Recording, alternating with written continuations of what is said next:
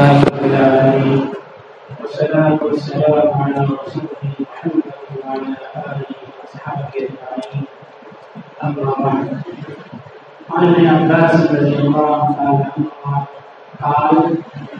من مشى في حاجة أخيه وبلغ فيها كان خيرا من اعتكاف 10 سنين، ومن اعتكف يوما ابتغاء وجه الله جعل بينه وبين النار 3 قناديل أبعد ما بين الخافقين. وقال رسول الله صلى الله عليه وسلم: إن هذا الشهر قد حضركم وفيه ليلة خير من 1000 شهر، من حرمها فقد حرم الخير كله ولا يكرم خيرها إلا محروم، اور كما قال عليه الصلاة والسلام. معزز سامعین، محترم حضرات، رمضان المبارک کا آخری عشرہ اور آخری دن چل رہے ہیں، اور اعتکاف، لیلۃ القدر کی فضیلتیں بھی سن چکے ہیں. اس مہینے کے سلسلے میں ایک بات یہ بھی ہے کہ یہ مہینہ شہر المواساۃ، ہمدردی خیرخواہی کا مہینہ ہے، دوسروں کے دکھ درد کو بانٹنے کا مہینہ ہے، اس کے دکھ درد کو معلوم کر کے اس کی پریشانی کو دور کرنے کا مہینہ ہے. چنانچہ مسلمان اپنی حسب حیثیت اور حسب وسعت دوسروں کی پریشانیاں دور کرنے کے اس مہینے میں کافی کوششیں اور محنتیں کرتے ہیں. یہ مواصلات اور ہمدردی، دوسروں کی ضروریات کو پوری کرنا معمولی بات نہیں ہے. لوگ اعتکاف میں اعتکاف کی فضیلت کو معلوم ہے کہ اعتکاف میں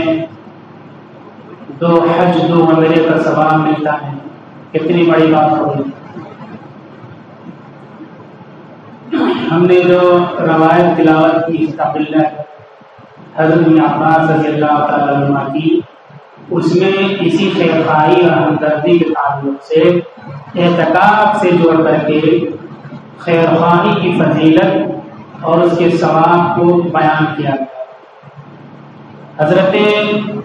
ابن عباس رضی اللہ تعالیٰ عنہ اعتکاف میں بیٹھے ہوئے تھے. ایک صاحب آئے، ان کے چہرے پہ بہت پریشانی کے آثار تھے، تو انہوں نے پوچھا کہ میں تمہیں بہت پریشان دیکھ رہا ہوں، کیا بات ہے؟ انہوں نے بتایا کہ فلاں معاملہ ہے، میں بہت پریشان ہوں، آپ کی سفارش یا کسی کی کوئی کام ہو تو ہمارا مسئلہ دور ہو جائے. ابن عباس رضی اللہ تعالیٰ عنہما اعتکاف سے نکلے اور ان کو لے کر کے ان کا معاملہ حل کرنے کے لیے چلے. جب مسجد سے باہر نکل گئے تو انہوں نے کہا کہ شاید آپ اپنا اعتکاف بھول گئے. تو حضرت ابن عباس رضی اللہ تعالیٰ عنہ نے کہا کہ نہیں، مجھے اپنا اعتکاف یاد ہے، اور ہم نے ان صاحب قبر رسول اللہ صلی اللہ علیہ وسلم کے قبر اطہر کی طرف اشارہ کر کے کہا کہ ان سے میں نے سنا ہے، آپ نے فرمایا ہے: من مشى في حاجة أخيه، جو شخص اپنے بھائی کی ضرورت کے لیے چلتا ہے، وبلغ فيها، اور اس کو پورا کر دیتا ہے، كان خيرا من اعتكاف 10 سنين، تو اپنے بھائی کی ضرورت اور حاجت کو پورا کر دینے کے لیے چلنا 10 سال کے اعتکاف کے ثواب سے بھی زیادہ ثواب کا باعث ہے. تو یہ تو 10 دن کا اعتکاف ہے، اس کا ثواب ملے گا. اگر یہ ٹوٹ گیا تو ادھر 10 سال کے اعتکاف کا ثواب ہم کو ملے گا. اس لیے جانتے ہوئے بھی میں اعتکاف کو چھوڑ کر کے تمہاری ضرورت پوری کرنے کے لیے مسجد سے باہر آیا ہوں. اعتکاف کی فضیلت بھی آگے بتلایا، اللہ کے نبی نے یہ بتلایا تھا، وَمَنْ اعْتَكَفَ يَوْمًا ابْتِغَاءَ وَجْهِ اللَّهِ، اور جو کوئی اللہ سے راضی ہونے کے لیے، اللہ کو راضی کرنے کے لیے، اللہ کی رضا کے لیے اعتکاف کرتا ہے، جعل بینہ بین النار ثلاث خنادق، تو اس کے اور دوزخ کے درمیان اللہ تعالیٰ 3 خندقیں حائل فرما دیتے ہیں، اور وہ 3 خندقیں کتنی کتنی دوری پر ہوگی، ابعد ما بین الخافتین، کہ زمین و آسمان کے بیچ میں جو فاصلہ ہے اس سے بھی زیادہ فاصلے پر یہ نہریں ہوں گی، اور ان بیچ میں 3 نہریں اس طرح ہوں گی، پھر ایک طرف یہ ہوگا اعتکاف والا، ایک دن کے اعتکاف والا، دوسری طرف جہنم ہوگی، یعنی یہ کسی بھی صورت میں جہنم میں نہیں داخل کیا جائے گا جس نے ایک دن کا اعتکاف کیا، اور جس نے 10 سال کا اعتکاف کیا وہ دوزخ سے کتنا دور ہو جائے گا، اللہ کی رضا کا کتنا حقدار بنے گا، ثواب کا کتنا حقدار بنے گا، اس کا اندازہ لگائیں۔ یہ انہوں نے ذکر کیا کہ دوسروں کی حاجت پوری کرنے کے لیے چلنا اتنا زیادہ ثواب کا باعث 10 سال کے اعتکاف سے زیادہ ثواب ملتا ہے۔ تو یہ مہینہ خیر خواہی، غم خواری کا مہینہ ہے، اس لیے ہم اپنے حساب سے جو خیر خواہی، غم خواری کا کام کرتے ہیں اللہ تعالیٰ ان کو قبول فرمائے۔ کچھ کوتاہیاں بھی ہوتی ہیں، ان کوتاہیوں کو دور کرنے کی کوشش کریں، خاص طور پر ہماری عورتوں سے کوتاہیاں ہوتی ہیں، اور مردوں سے بھی کوتاہیاں ہوتی ہیں، بال بچوں کے سلسلے میں جب بازار پہنچتے ہیں۔ حدیث میں آتا ہے کہ کسی غریب تاجر سے آپ سامان خریدو تو یہ سامان خریدنا صدقے کا ثواب کا باعث ہے، صدقہ کا ثواب ملتا ہے۔ صدقہ آپ دیں گے تو آپ کا پیسہ چلا گیا، اس کی طرف سے کوئی بھی چیز آپ کو نہیں ملے گی، اور صدقے کا ثواب ملے گا آپ کو۔ تو یہ صدقہ کا اصل ڈیفینیشن ہے، پریبھاشا، کہ آپ پیسہ دے دو اس کو، اس سے آپ کو کچھ نہیں ملے گا، اللہ کی طرف سے اس پیسے پر آپ کو ثواب ملے گا، یہ اصل صدقہ ہے۔ لیکن آپ بازار میں جائیں اور کسی غریب تاجر سے، فٹ پاتھ والے سے، کسی چھوٹی پونجی والے سے سامان خریدیں، آپ نے اس کو پیسہ دیا، اس پیسے کے بدلے میں آپ کو سامان مل گیا، تو وہ سامان صرف نہیں ملے گا آپ کو، بلکہ جو پیسہ آپ دے رہے ہیں اس پیسے کے بدلے میں اللہ کی طرف سے ثواب ملے گا آپ کو، سامان کا سامان، ثواب کا ثواب، آم کا آم، گٹھلی کا دام، یہ ملے گا۔ اس سلسلے میں کوتاہی ہوتی ہے، مرد حضرات سے کم کوتاہی ہوتی ہے، عورتوں سے بہت زیادہ کوتاہی ہوتی ہے۔ مسلمانوں کے پاس عام طور پر، ایماندار تاجروں کے پاس عام طور پر چھوٹی چھوٹی دکانیں ہوتی ہیں، اور بہت زیادہ سامان، بہت زیادہ ورائٹی ان کے پاس نہیں ہوتی ہے، تو ہماری عورتیں ورائٹی دیکھنے کے لیے، اچھی طرح سامان کا انتخاب کے لیے، سلیکشن کے لیے، ایماندار تاجروں کو چھوڑ کر کے، غریب تاجروں کو چھوڑ کر کے، محروم الایمان، بے ایمان اور ظالموں کے یہاں جا کر کے لائن لگاتی ہیں۔ سامان کہیں بھی خریدیں، لیکن رمضان کا موسم ہے، رمضان کا مہینہ ہے، خیر خواہی کا مہینہ ہے، ہمدردی کا مہینہ ہے، تو ثواب کا مہینہ، ایک کا کئی گنا ملنے والا ہے، تو سامان خریدتے وقت ایماندار تاجر کے یہاں چلے جاؤ، غریب تاجر کے یہاں چلے جاؤ، تو ثواب بھی مل جائے گا، سامان بھی مل جائے گا۔ اس سلسلے میں کوتاہی ہوتی ہے، خاص طور پر میں یہ بات بتانا چاہتا ہوں، کہنا چاہتا ہوں کہ ہماری عورتیں جب بازار میں جائیں کسی بھی چیز کے لیے تو ایماندار تاجروں کا انتخاب کریں، اور کم پونجی والے کے یہاں جائیں اور وہاں سے سامان خریدیں۔ مرد حضرات خاص طور پر اغنیا صاحب حیثیت حضرات وہ بھی دھیان دیں، دکانوں پہ جا کر کے ان کو سیٹ صاحب اور بہت لمبے چوڑے القاب سے دکاندار یاد کرتا ہے، تجارت کا طریقہ ہے، تاجر اخلاق محبت سے باتیں کرتا ہے، لیکن ایک مسلمان اپنی شریعت کے احکامات اور سامان خریدنے کے بارے میں جو اسلام کی ہدایات ہیں اس کو ملحوظ رکھے۔ ہم بڑی بڑی دکانوں پہ جاتے ہیں، وہ بھی دھیان دیں کہ غریب تاجروں سے اور ایمان تاجروں سے سامان خریدیں، نہیں مل رہا تو مجبوری کے درجے میں چلے جائیے بڑی دکانوں کے اندر، مال کے اندر،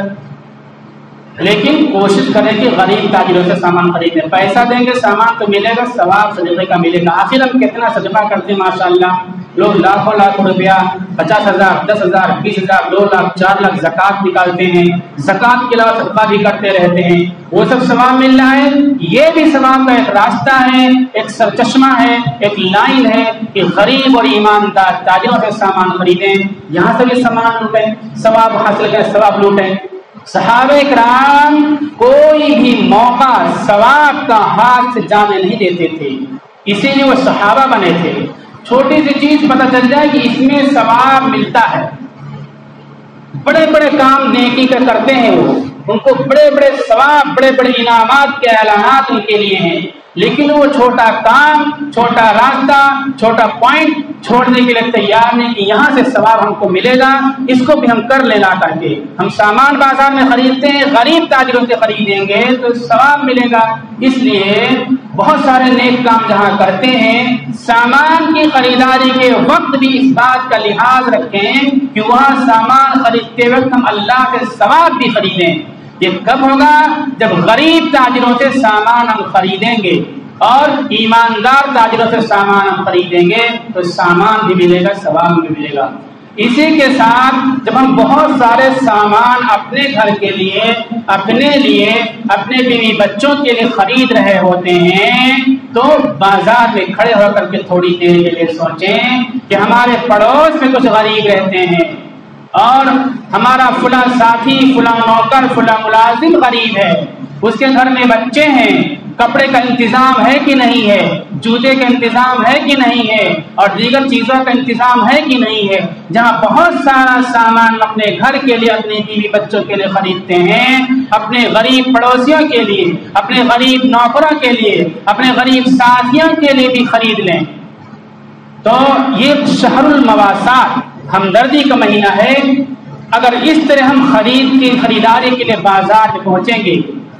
تو اس کا مطلب یہ ہے کہ اس مہینے کا پورا احترام ہم نے کیا ہے، اس مہینے کی پوری قدر کی ہے کہ جہاں ہمارے بچے اچھا کپڑا پہنیں گے، نئے جوتے پہنیں گے، ہمارا غریب پڑوسی اس کے بچے بھی نئے جوتے پہنیں گے، اچھا کپڑا پہنیں گے، اور مٹھائی شیرینی دنیا بھر کی چیزیں اپنے گھر میں لا کر کے اپنے مہمانوں کو، اپنے رشتہ داروں کو پلاتے ہیں، اس کے بچے بھی مٹھائی شیرینی اور اچھے کھانے عید کے دن اور ان مہینوں میں کھائیں گے۔ تو اس سلسلے میں ہم تھوڑا فکر کریں، کوشش کریں کہ بازار میں غریب تاجروں سے سامان خریدیں، کوشش کریں ایماندار تاجروں سے سامان خریدیں، اور کوشش کریں جہاں اپنے لیے سامان خرید رہے ہیں، اپنے بچوں کے لیے خرید رہے ہیں، اپنے غریب پڑوسیوں کے لیے، غریب نوکروں کے لیے، غریب دوستوں کے لیے، غریب پارٹنروں کے لیے، ان لوگوں کے لیے کچھ سامان ضرور خریدیں، اپنے سامانوں میں ان کا حصہ بھی بنائیں تاکہ اس مہینے کا مکمل احترام ہو سکے۔ آپ نے دیکھا کہ کتنی فضیلت ہے، 10 سال کے اعتکاف کا ثواب ملتا ہے اگر آپ کسی کی ضرورت پوری کر دو۔ ایک دن کے اعتکاف کی فضیلت یہ ہے کہ جہنم کے درمیان، اس بندے کے درمیان 3 بڑی بڑی خندقیں حائل ہو جاتی ہیں۔ ایک خندق اور دوسری خندق کے درمیان جو مسافت اور فاصلہ ہے وہ زمین و آسمان کی مسافت سے زیادہ فاصلہ ہے۔ یہ مہینہ جنت حاصل کرنے کا مہینہ ہے، دوزخ سے بچنے کا مہینہ ہے۔ اللہ کے نبی صلی اللہ علیہ وسلم نے فرمایا اس مہینے میں اللہ سے جنت الفردوس مانگا کرو، دوزخ سے بچاؤ مانگا کرو۔ دوزخ سے بچاؤ کا ایک ذریعہ یہ ہے کہ ہم دوسروں کی ضرورتوں کا خیال کریں، اور جب سامان خریدیں تو دوسرے غریبوں کے لیے بھی کچھ سامان خرید لیا کریں۔ اس طرح جنت میں داخلے کا پروانہ، دوزخ سے حفاظت کا سرٹیفکیٹ اللہ کی طرف سے اس مہینے ہم کو ملے گا۔ اس مہینے کا بڑا مقصد، بڑا ادیش یہ ہے کہ ہم دوزخ سے بچیں۔ دوزخ سے بچنے کا ایک ذریعہ اس مہینے میں یہ بھی ہے کہ غریبوں سے سامان خریدیں، ایماندار تاجروں سے سامان خریدیں، رشتہ دار، غریب، محتاج، پڑوسی، غریب نوکر، ان لوگوں کے لیے بھی سامان خریدیں۔ تو انشاءاللہ اس کا خیال کریں، اور یہ فضول باتیں نہ چلائیں، ان کا بائیکاٹ کرنا، ان کا غلط باتیں۔ مسلمان ایک قوم ایسی ہے کہ اس کو اللہ کے نبی نے یہ بتلایا ہے کہ اللہ کا پیغام لے کر کے دوسری قوموں تک پہنچے، اور دوسری قوموں تک کیسے پہنچے گا اس کی بہت سی صورتیں ہیں۔ ایک صورت یہ کہ ہم سب سے ملیں، کیسے ملیں گے؟ سامان خریدنے کے لیے ملیں گے، سامان بیچنے کے لیے ملیں گے۔ اس لیے مسلمانوں کی طرف سے کسی بھی اینگل سے، کسی بھی لحاظ سے اس بات کا اشتہار اعلان نہیں ہونا چاہیے کہ ہم ان کے پاس نہیں جائیں گے، ان کے پاس نہیں جائیں گے، ان کے پاس نہیں جائیں گے۔ اعلان نہیں چاہیے، عمل پریکٹیکلی یہ کہا گیا کہ ایمانداروں سے سامان خریدو، غریبوں سے سامان خریدو۔ جب آپ کا کپڑا مل گیا، آپ نے خرید لیا جوتا، تو پھر کیوں جائیں گے ادھر مال میں سامان خریدنے کے لیے؟ معاملہ یہ ہے کہ ہم اپنی زندگی کا رخ، اپنی خرید و فروخت کا رخ تو بدلتے نہیں ہیں، اور ایک فرضی بات، ایسی بات جو ہمارے لیے مصیبت بن جائے، قوم کے لیے مصیبت بن جائے، دعوت کے راستے میں دیوار بن جائے، اس چیز کا پرچار اشتہار کرنے لگتے ہیں۔ غلط بات ہے۔ اصول یہ ہے کہ آپ ایک رخ پہ چلنا چالو کر دو، دوسرا رخ الٹا خود بخود ہو جائے گا، وہ آپ کے پیچھے چلا جائے گا۔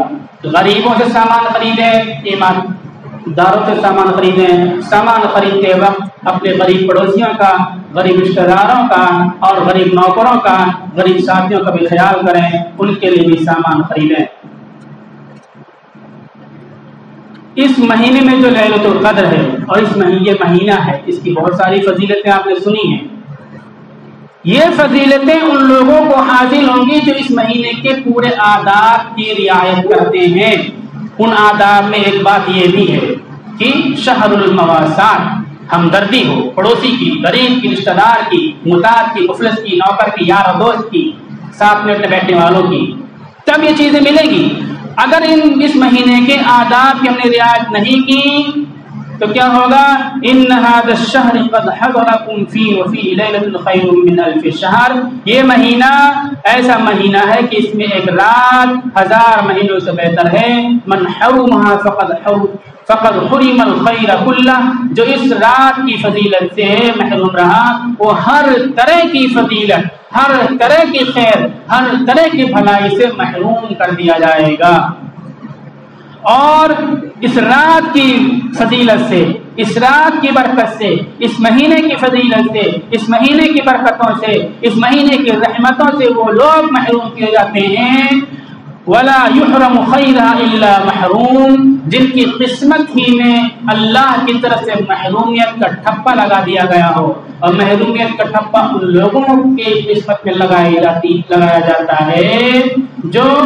اللہ کے حکموں کی کوئی پاسداری نہیں کرتے ہیں، بہت ہی آزاد مزاج ہوتے ہیں، آزاد فکر ہوتے ہیں، آزاد سوچ میں ہوتے ہیں، اپنی مرضی کے پیروکار ہوتے ہیں۔ ان لوگوں کے دل پہ ٹھپا لگا دیا جاتا ہے اور اس مہینے کی برکت سے محروم کر دیے جاتے ہیں۔ ہم لوگ ماشاءاللہ رات میں جاگتی عبادتیں کرتے ہیں۔ رمضان میں ہم نے اتنا اہتمام کیا، تلاوتوں کا دنوں میں اہتمام کیا، تراویح پڑھی، نمازیں پڑھی، کرتے ماشاءاللہ، لیکن جس کسی سے کوتاہی ہوتی ہو، اب بھی موقع ہے کہ وہ توبہ کر لے، اللہ کو راضی کر لے۔ حدیث میں آتا ہے کہ جب رمضان ختم ہونا ہوتا ہے تو آخری دن میں، آخری رات میں تمام مسلمانوں کی مغفرت کر دی جاتی ہے، تمام کی بخشش کر دی جاتی ہے۔ تو یہ لیلۃ القدر کی رات میں تو ہے ہی ہے، پورے رمضان کے بدلے میں بطور صلہ اور انعام یہ چیز اللہ کی طرف سے اس امت کو دی جاتی ہے۔ لیکن 4 لوگ ایسے ہوتے ہیں جو اتنے عام اعلان اور اتنے عام انعامات کے موقع پر بھی اللہ کی رحمتوں سے، اللہ کی مغفرت سے، اللہ کی بخشش سے محروم ہوتے ہیں۔ وہ 4 لوگ کون ہوتے ہیں؟ رجل من خمرین، وہ شخص جو شراب پیتا ہو، شرابی انسان اگر شراب پینے سے توبہ نہیں کرتا ہے تو رمضان کے خاتمے پر آخری دنوں میں جو اللہ کی طرف سے مغفرت کا پروانہ دیا جاتا ہے، اس کو یہ پروانہ نہیں ملے گا۔ عام طور پر ہمارا سماج، ہمارا معاشرہ اس گناہ سے پاک ہے، لیکن اس گناہ کی جو چھوٹی چھوٹی چیزیں ہیں وہ بڑی تعداد میں لوگ دکھائی پڑتے ہیں کہ ان چیزوں کو اختیار کر رکھا ہے۔ مثلا حدیث میں آتا ہے کہ ہر نشہ والی چیز وہ حرام ہے، اور دیگر ائمہ نے ان کو شراب کی ایک قسم، ایک ویرائٹی مانا ہے۔ اگر وہ چیز ہم استعمال کرتے ہیں تو مطلب یہ کہ شراب پیتے ہیں، جو شراب کا گناہ ہے، شراب کے نتیجے میں جو وعید ہے وہ وعید ان چھوٹی چھوٹی چیزوں میں جن میں نشہ پیدا ہوتا ہے ان میں بھی داخل ہوتی ہے۔ ہمت کرنا چاہیے کہ 12 گھنٹہ 14 گھنٹہ روزہ رکھ کر کے ہم چیزیں نہیں استعمال کرتے، تو کیا ضرورت ہے رات میں ان چیزوں کو استعمال کرنے کی؟ اب چھوٹی چھوٹی سی چیزیں کیا ہیں تو بدل بدل کے نام سے آتی ہیں، کسی کو سیری کہتے ہیں اور وہ پڑیا پاؤچ ہوتا ہے، کیا بولتے ہیں، تمباکو ہے۔ ہمت کریں چھوڑ دیں،